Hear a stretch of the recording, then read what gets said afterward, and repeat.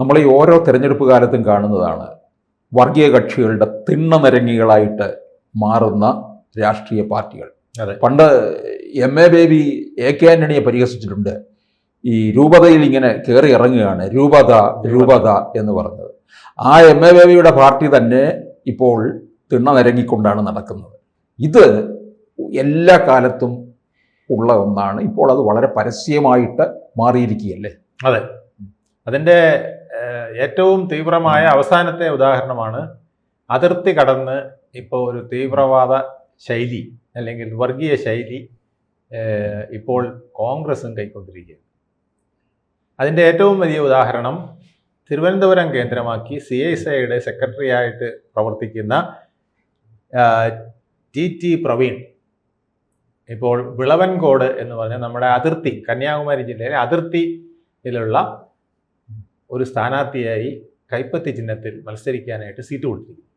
വളരെ ടാക്റ്റിക്കലായിട്ട് ചെയ്തതാണ്. അത് കേരളത്തിൽ ഇങ്ങനെ ഒരു സീറ്റ് കൊടുത്തെങ്കിൽ ഒരുപക്ഷെ തിരുവനന്തപുരത്തടക്കം വളരെ വലിയ പോളറൈസേഷൻ ഹിന്ദു വോട്ടുകളിൽ നടക്കുകയും അത് BJPക്ക് ഗുണമാവുകയും ചെയ്യും. അപ്പോൾ കേരളത്തിൽ തൊടാതെ കേരളത്തിൻ്റെ ബോർഡറിൽ, ഇപ്പം നമ്മൾ ചില ഫാക്ടറികളെ കണ്ടിട്ടില്ലേ, ഇവിടുത്തെ CIT-കാരെ ഭയന്ന് കേരളത്തിൻ്റെ ബോർഡറിൽ കൊണ്ടുവന്ന് ഫാക്ടറി വയ്ക്കും. അപ്പോൾ അവിടെ ഫാക്ടറി വെച്ച് കഴിഞ്ഞാൽ പിന്നെ കയറ്റിറക്ക കൂലി മറ്റ് പ്രശ്നങ്ങളൊന്നുമില്ല. ഞാൻ ഈയിടെ കണ്ടു ഒരിടത്ത് ആ ബോർഡറിൽ തന്നെ ഒരു സ്ഥലത്ത് ഈ ടൈൽസ് ഇറക്കുന്നതിന് 3 പീസ് വലിയ പീസ് ടൈൽസ് ഒരു പാക്കറ്റിലാക്കി ഇറക്കുന്നതിന് 20 രൂപയാണ് അവർ കൊടുക്കുന്നത്. അവിടുന്ന് വാങ്ങിച്ചുകൊണ്ട് വന്ന ഒരാൾ ഇവിടെ കൊണ്ടുവന്ന് ഇറക്കിയപ്പോൾ എത്രയെന്ന് അറിയാമോ? 75 രൂപ.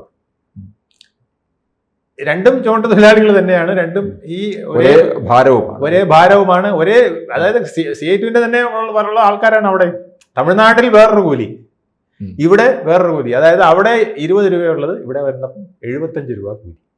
ഇതുപോലെ ഇപ്പോൾ രാഷ്ട്രീയത്തിലും ചില കളികൾ വന്നിരിക്കുന്നു. ചില അതിർത്തി കടന്ന വർഗീയവാദം ഉയർത്താനായിട്ട് CSIയുടെ സെക്രട്ടറിയെ ആയുധമാക്കിയിരിക്കുന്നു കോൺഗ്രസ്. ഇവിടെ ഒരു സ്ഥാനാർത്ഥി അങ്ങനെ നിർത്താൻ കഴിയില്ല. കാരണം ഇപ്പം പാറശാലയോ നെയ്യാറ്റിൻകരയോ നെടുമങ്ങാടോ അല്ലെങ്കിൽ പിന്നെ അരുവിക്കരയോ എവിടെയെങ്കിലും കൊണ്ട്, കോവളത്തോ എവിടെയെങ്കിലും കൊണ്ടൊരു സ്ഥാനാർത്ഥിയെ നിർത്തി കഴിഞ്ഞാൽ ഉടനെ തന്നെ കോൺഗ്രസ്സുകാർ തന്നെ എതിർക്കും. നമ്മുടെ ആളിൽ തന്നെ ഇവിടെ നിരവധി പേര് മത്സരിക്കാൻ നിൽക്കുമ്പോൾ എങ്ങനെയാണ് പിന്നെ ഒരു മതത്തിൻ്റെ സെക്രട്ടറിയെ കൊണ്ടുവന്ന് ഇവിടെ ഇറക്കുന്നതെന്ന് ചോദിക്കും. അത് മാത്രമല്ല, വളരെയധികം ഹിന്ദു പോളറൈസേഷനുള്ള സാഹചര്യം തിരുവനന്തപുരത്ത് ഉണ്ടാകുകയും ചെയ്യും. BJP സ്ഥാനാർത്ഥികൾ കൂടുതൽ അനുകൂലമായി വരുന്ന സാഹചര്യം ഉണ്ടാകും. അതുകൊണ്ട് ബുദ്ധിപൂർവ്വം ഇപ്പോൾ ബോർഡറിൽ കൊണ്ടുവന്ന്, ഞാൻ ഫാക്ടറി തുടങ്ങുന്ന പോലെ, ഇപ്പോൾ ഒരു രാഷ്ട്രീയ ഫാക്ടറി പോലെ അല്ലെങ്കിൽ ഒരു വർഗീയ ഫാക്ടറി പോലെ വിളവൻകോട് ടി പ്രവീണിനെ ഇറക്കിയിരിക്കുകയാണ് കോൺഗ്രസ് കൈപ്പത്തി ചിഹ്നത്തിൽ. അപ്പോൾ എന്ത് ഗുണമാണ്? ഇവിടെ വന്ന് അവിടുത്തെ കോൺഗ്രസ് സ്ഥാനാർത്ഥി ഇവിടുത്തെ കോൺഗ്രസ് സ്ഥാനാർത്ഥിക്ക് വേണ്ടി വന്ന് പ്രചരണം നടത്തുന്നതിനോ പ്രവർത്തിക്കുന്നതിനോ ഒരു തടസ്സമില്ല. ടി പ്രവീൺ CSIയുടെ സെക്രട്ടറി ആയിട്ട് മത്സരിച്ചാൽ, സെക്രട്ടറി ആയിട്ട് നിൽക്കുമ്പോൾ ഇവിടെ പ്രചരണം നടത്തുമ്പോൾ വേണമെങ്കിൽ പലരും അങ്ങനെ പറയാം. അതാകണ്ടോ വർഗീയമായിട്ട് വോട്ട് പിടിക്കാനായിട്ട് പള്ളിയുടെ ആളിനെ ഇറക്കി വിടുന്നു. ഇപ്പോൾ പള്ളിയുടെ ആളല്ല, ഇപ്പോൾ സ്ഥാനാർത്ഥിയാണ്. അതായത് സ്റ്റാലിനുമായിട്ട് അടികൂടി വാങ്ങിച്ച 27 സീറ്റ്, വളരെ കുസ്തി കൂടിയാണ് 27 സീറ്റിൽ പിടിച്ചു നിർത്തിയത്. 234 സീറ്റുള്ള തമിഴ്നാട് സഭയിൽ ഒരു ദേശീയ പാർട്ടി വെറും 27 സീറ്റിലേക്ക് ഒതുങ്ങുന്ന സാഹചര്യം വന്നിരിക്കുന്നു അല്ലേ?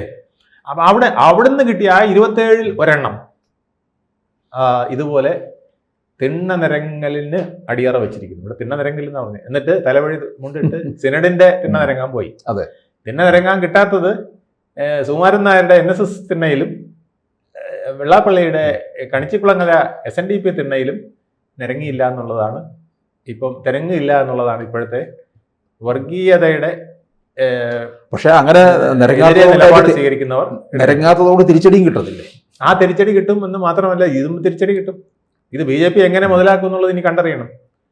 പ്രവീണിനെ അതിർത്തി കൊണ്ട് നിർത്തിയിട്ട് CSI വോട്ടുകൾ ഇങ്ങനെ നേടാൻ പോകുന്നു. അപ്പോൾ ഇവിടെ ക്രിസ്ത്യൻ വോട്ടുകളുടെയും മുസ്ലിം വോട്ടുകളുടെയും പോളറൈസേഷൻ വരുന്നു. അപ്പോൾ എന്തുകൊണ്ട് ഹിന്ദു വോട്ടുകളുടെ പോളറൈസേഷൻ ഉണ്ടാകുന്നില്ല എന്ന് ചോദിക്കാൻ BJPക്ക് ഒരു അവസരം തിരുവനന്തപുരത്ത് കൊടുക്കുകയാണ് ചെയ്യുന്നത്. ഇത് നിസ്സാര സ്ഥലത്തല്ല. ഈ ഒരു CSIയുടെ ഭാരവാഹിയെ സ്ഥാനാർത്ഥിയാക്കുന്നതോടുകൂടി തിരുവനന്തപുരത്തെ ഏതാണ്ട് എല്ലാ പ്രധാന കേന്ദ്രങ്ങളിലും ആ മത്സരം കെടുക്കുകയാണ്. പാറശാല ഇതൊക്കെ CPM ഷുവറായിട്ട് ജയിക്കാൻ പറ്റുന്ന സ്ഥലങ്ങളാണ്. പാറശാലയാവട്ടെ, നെയ്യാറ്റിൻകരയാവട്ടെ, പിന്നെ കോവളമാവട്ടെ, അരുവിക്കരയാവട്ടെ, ഇവിടെയെല്ലാം LDF ഇത്തവണ സ്കോപ്പ് കൂടും എന്ന് പറഞ്ഞു നിൽക്കുന്ന സ്ഥലങ്ങളാണ്. ഇവിടെയെല്ലാം വോട്ട് ഒറ്റ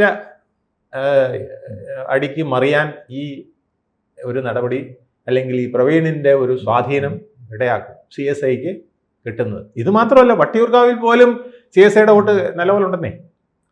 ജയിക്കാൻ ഇപ്പോൾ 2000-3000 വോട്ട് നിൽക്കുമ്പം 1500 വോട്ട് 2000 വോട്ട് പോലും വളരെ നിർണായകമാണ്. അത്തരത്തിൽ വോട്ട് പിടിക്കാൻ, അതുപോലെ കാട്ടാക്കട വളരെ നിർണായകമാണ്. ഈ കോവളത്ത് പോലും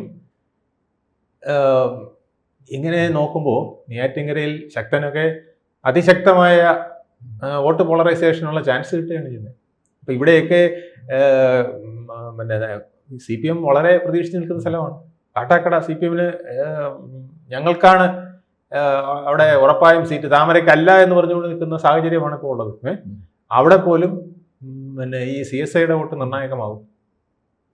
ഇതെല്ലാം കാണിക്കുന്നത്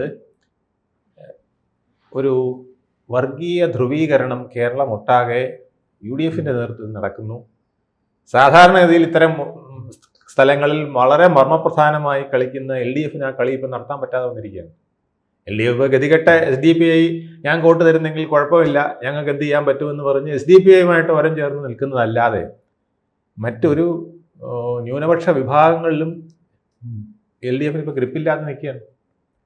ഇത് LDFന്റെ ഇലക്ഷനെ എത്ര ബാധിക്കും, LDFന്റെ ഇലക്ഷൻ റിസൾട്ടിനെ എത്ര ബാധിക്കും, UDFന് എത്രത്തോളം ഗുണം നൽകുമെന്നുള്ള, കാരണം തിരുവനന്തപുരം, കൊല്ലം, ആലപ്പുഴ മണ്ഡലങ്ങളിൽ, പത്തനംതിട്ട, ഈ ഒരു 39 മണ്ഡലങ്ങളിലായിട്ട് ഏതാണ്ട് 32 സീറ്റോ കണ്ട് LDFന് ഇപ്പോൾ ഉണ്ട്. ആ കുത്തകയാണ് അവരെ 99 എത്തിച്ചത്. ഇപ്പം 99 പോയിട്ട് 92-ലും 92 പോയിട്ട് 99 പോയിട്ട് നമ്മൾ 72-ലും 74-ലും വരെ നിൽക്കുമെന്നൊക്കെ പറഞ്ഞുകൊണ്ടിരിക്കുന്ന സമയത്താണ് ഈ ഒരു മാറ്റം വന്നിരിക്കുന്നത്. അപ്പോൾ തിരുവനന്തപുരത്തിലെ എത്ര മണ്ഡലങ്ങളെ അത് ബാധിക്കുന്നത് നോക്കുക.